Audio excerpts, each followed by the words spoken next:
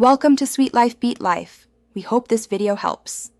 You start by verifying what system contains and freeing space immediately. Open About This Mac, then Storage to see the system size. That tells you how aggressive to be. Once done, back up with Time Machine or a bootable clone so you can restore if needed.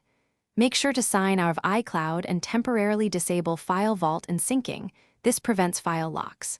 Then quit apps that hold caches, like photo or mail, to avoid conflicts when you delete system caches. You now target cache and snapshot bloat. This is where most reclaimed space lives. First, use Finder or Terminal to remove cache folders in /library/caches and ~library/caches. Delete folders older than a few days, not core system files.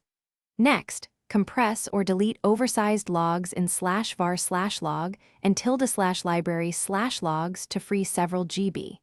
If you use Time Machine local snapshots, run sudo tmutal listlocal snapshots, then tmutal deletelocal snapshots for each snapshot.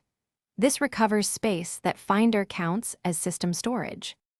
You finish by making the system recognize your freed space and fixing lingering issues. Reindex Spotlight with sudo mdoodle e/ so the storage tab updates correctly, then restart your Mac. If the system size still seems wrong, run First Aid in Disk Utility to repair disk structures that misreport usage. As a last resort, boot into Recovery and reinstall Mac OS over the existing install.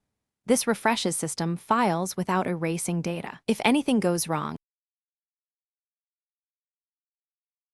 Thanks for watching. Consider subscribing if we helped you.